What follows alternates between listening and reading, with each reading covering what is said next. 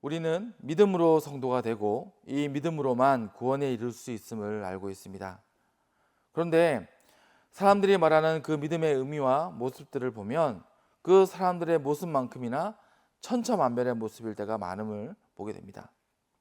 그리고 그렇게 서로 각자의 믿음을 주장하고 다투기도 하는 것을 보게 되죠. 왜 그럴까요? 왜 그렇게 믿노라 하면서 그 믿음이 하나 되지 못하고 제각각 믿음의 방황을 하면서 다투는 것일까요?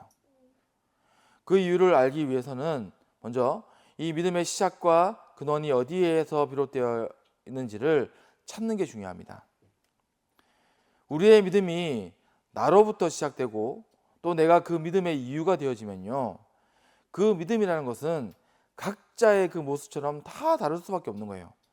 믿음의 근본이, 믿음의 시작이 그 이유가 내가 되면 다 다르겠죠. 그리고 그 믿음이란 결국 믿음이 아닌 자기 신념이라고 밖에 할 수 없을 것입니다. 내가 근거가 되면요, 그냥 내 고집이에요. 내 신념이고. 그리고 이런 믿음을 가장한 자기 신념은 결코 우리로 구원에 이르게 하지 못함이 당연할 것입니다. 그러면 믿음은 어떻게 믿음이 될 수 있는 것일까요? 우리의 믿음이 오직 하나님으로부터 시작되고 그분으로 비롯된다면 그 믿음은 믿음이 될 수 있을 것입니다. 이것은 우리가 믿음을 수단으로 볼 것이냐 아니면 목적으로 둘 것이냐의 문제로 다시 생각해 볼 수 있습니다. 나를 그 중심에 둔 가짜 믿음은 그 인생이 믿음을 수단으로 쓰는 것과 같기 때문에 그래요. 내가 정욕과 지혜와 판단으로 생각하고 말하며 행하고서는 내 고집대로 행하고서는 믿음을 핑계대는 거죠. 나 믿음으로 했어. 믿음을 핑계대는 인생의 모습입니다. 바로 그것이 믿음을 수단에 둔 사람의 모습이죠. 그러면 믿음을 목적에 두는 성도의 모습과 그 삶은 무엇이며 어떻게 이루어지는 일일까요? 창세기 22장 12절 말씀에 사자가 이르시되 그 아이에게서 내 손을 대지 말라. 그에게 아무 일도 하지 말라. 내가 내 아들 내 독자까지도 내게 아끼지 아니하였으니 내가 이제야 내가 하나님을 경외하는 줄을 아노라. 아브라함은 그의 평생을 하나님을 믿었고 따르며 그렇게 살았습니다. 그리고 100세가 되어서야 약속하신 아들 이삭을 얻게 돼요. 그리고 그 아들이 장성한 모습으로 자랐으니 아마 그의 나이는 100세를 훨씬 넘긴 그야말로 인생의 황혼기였음을 알 수 있습니다.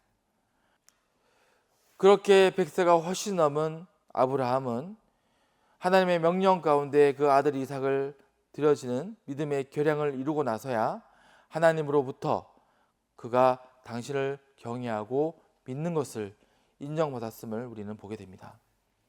그러면 아브라함은 어떤 삶을 살아간 것이라 할 수 있습니까?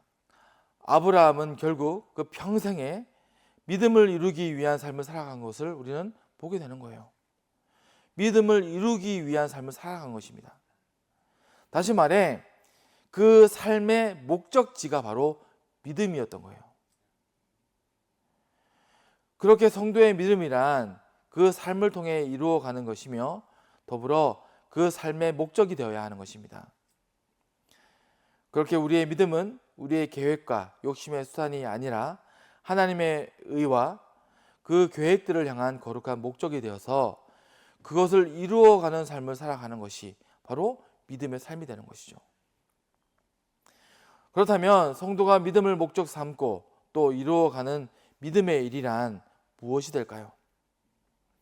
첫째로 먼저 우리가 믿음을 목적 삼고 또 그 믿음으로 말미암은 삶이란 오직 하나님과 그 의를 증거하는 삶이 되는 것을 말합니다. 하나님은 이 땅에 보여지는 모든 것을 창조하셨고 그 가운데 운행하시며 그 모든 것을 섭리하시는 분이십니다. 하지만 하나님은 우리의 범사 가운데 육신에 있는 인생들의 판단과 지혜로 보여지고 만져지는 분은 아니에요. 그렇다면 그와 같으신 하나님을 이 땅 가운데에 드러내며 확증하고 살아계신 하나님으로 증거하는 일은 결국 어떻게 이루어질 수 있는 일입니까? 사도행전 1장 8절 말씀에 오직 성령이 너희에게 임하시면 너희가 권능을 받고 예루살렘과 온 유대와 사마리아와 땅끝까지 이르러 내 증인이 되리라 하시니라. 자, 말씀하시죠. 이 말씀을 이루는 삶을 살아가는 것이 바로 성도이며, 그런 성도가 살아가는 삶이 바로 믿음의 삶인 것입니다. 예수 그리스도의, 그 주님의, 하나님의 증인되는 것, 증거가 되는 것. 그렇게 그분을 믿는 믿음 안에서 모든 생사화복의 역사를 감당하며 살든지 죽든지 좋은 날이든 슬픈 날이든 그 모든 행사를 통해서 하나님을 증거하는 사람들이 바로 성도가 되며 신자가 되는 것입니다. 믿노라 하면서 증인되지 못하면 가짜예요.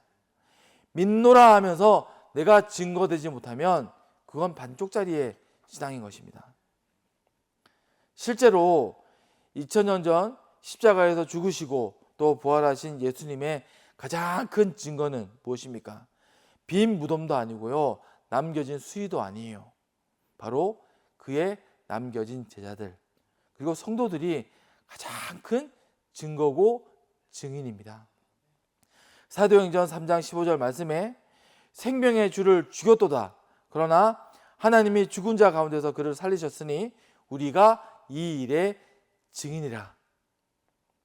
사도들의 고백이죠. 내가 증인이야. 주님 살아계셔. 이 땅에 오셨고 부활하셨어. 내가 증인이야. 그리고 이와 같은 증인의 삶이 바로 믿음의 삶이고 믿음을 목적 삼는 삶이 되는 것입니다. 그렇기에 성도가 믿음을 가지고 살아가며 그 믿음으로 행하는 모든 일들은 반드시 하나님을 증거하는 일이 되어야만 합니다. 확신 가운데, 내 안에 확신 가운데 그 하나님을 믿노라, 그분이 살아계신 것을 고백하며 증거하는 것, 이 일이 되어야 돼요.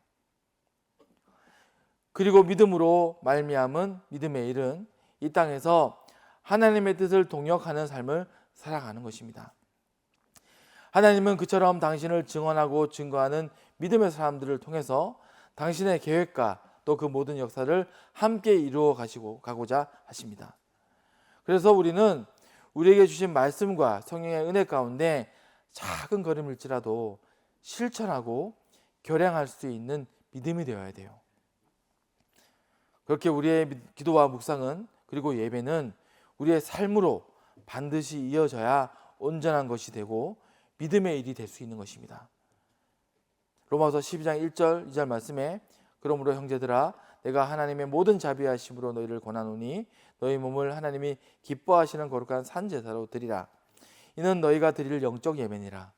너희는 이 세대를 본받지 말고 오직 마음을 새롭게 함으로 변화를 받아 하나님의 선하시고 기뻐하시고 온전하신 뜻이 무엇인지 분별하도록 하라. 이 말씀처럼 믿음에 서서 살아가는 성도의 삶은 하나님의 뜻을 분별하고 그 삶 가운데 결행하는 영적 예배의 삶이 되어야 하는 것입니다. 그리고 나아가서 결국 성도가 믿음으로 말미암아 이루어가야 할 믿음의 일은 무엇이 되어야 하는 것일까요? 믿음으로만 이룰 수 있는 그 귀한 역사는 바로 이 땅 가운데에서 이제 나아가 또 다른 믿음의 열매를 낳아서 믿음을 세우는 일을 이루어가야 된다는 거예요. 오늘날 우리에게 허락하신 이 믿음의 씨앗은 무엇입니까? 믿음의 씨앗, 믿음을 열매 맺게 하는 그 씨앗, 바로 믿음의 시작이자 완성인 복음일 것입니다. 로마서 10장 17절 말씀에 그러므로 믿음은 들음에서 나며 들음은 그리스도의 말씀으로 말미암았느니라. 주의 복음을 들음으로써 이 새 시대에 우리의 믿음은 시작되어진 거예요. 그리고 이 믿음은 우리가 은혜로 들은 것들을 담대히 행함으로 이루어지게 된 것입니다. 그 믿음의 행함 중에 가장 귀하고 놀라우며 하나님께서 기뻐하시는 기적 같은 일, 기적 같은 결실은 무엇일까요? 오늘 말씀 읽어드립니다. 17절 말씀이죠. 복음에는 하나님의 의가 나타나서 믿음으로 믿음에 이르게 하나니 기록된 바 오직 의인은 믿음으로 말미암아 살리라 함과 같으니라. 복음으로 말미암은 우리의 믿음은요, 그 안에 믿음을 생산해낼 수 있는 생명력을 가지고 있어요. 믿음으로만 전도되고요, 잉태되는 것이 믿음이라는 것입니다. 믿음으로 전도되는 것, 믿음으로 잉태하는 것이 믿음이에요. 우리의 지혜, 우리의 철학, 우리의 사상, 우리의 고집으로 잉태되는 것은 절대 믿음이 아니에요. 우리가 진짜 믿음의 사람이면요, 우리가 진짜 신자가 되면요, 이 믿음으로 믿음을 잉태해야 돼요. 믿음을 전도해야 됩니다. 그것이 복음의 일이고 복음의 결실일 것입니다. 그렇게 성도가 믿음에 이르게 하는 힘이 이 복음에 있고, 또 그 믿음이 전도되고 잉태되는 힘 또한 이 복음에는 있는 것입니다. 그러므로 성도가 그 삶으로 이루어가야 할 목적지인 이 믿음의 목적, 바로 믿음으로 말미암아 살아가는 그 일은 결국 다시 복음이 되는 거예요. 복음으로 시작된 믿음의 결국이 복음입니다. 무슨 말인지 알겠죠? 복음으로 시작된 믿음이 드디어 복음의 일을 이룸으로 결실이 되는 거예요. 그래서 믿음의 일은요, 이제 되었다, 다 이루었다고 말할 수 없는 거예요. 다 했다, 다 이루었다, 이만큼 했으면 됐다가 없어요. 예수님도 십자가 위에서 마지막 숨을 내쉬고 나서야 그 말씀하셨어요. 다 이루었다. 예수님도 십자가 위에서 마지막 숨을 내쉬기 직전에야 말씀하셨죠. 다 이루었다. 그렇게 우리도 믿음에 선 성도가 되려면 누군가에게 복음과 믿음을 전도하는 빛과 소금의 삶을 살아가야 할 것입니다. 마지막 순간까지. 그리고 이 믿음의 일은 철저히 주님이 그 중심과 마지막 결국에 있어야지만 믿음으로 남을 수 있음을 잊지 말아야 할 것입니다. 그래서 빛과 소금의 착한 행실을 하되 반드시 하나님께 영광을 돌리게 하라 하신 것처럼 우리는 하나님을 항상 붙들어야 되고 하나님을 의뢰해야 되며 하나님을 기억해야 됩니다. 예수님은 당신이 다시 오실 때에 이 땅에서 믿음을 볼 수 있을까 하시며 수많은 군중을 보시며 슬퍼하셨고 탄식하셨어요. 그런데 이 땅에서 이 믿음을 볼 수 있게 하는 힘이 어디에 있는 것입니까? 결국 이 믿음, 그렇게 주님이 간절히 바라보셨던, 간절히 우리 안에서 구하셨던 그 믿음을 이 땅에서 우리는 어떻게 볼 수 있을까요? 결국 누군가의 진실한 믿음이 다른 이의 심령에서도 믿음의 불을 붙일 수 있는 것이며, 그렇게 전도된 믿음은 주님이 다시 오실 때에 와, 귀하다 말씀하실 수 있는 믿음의 결실로 나타나게 될 것입니다.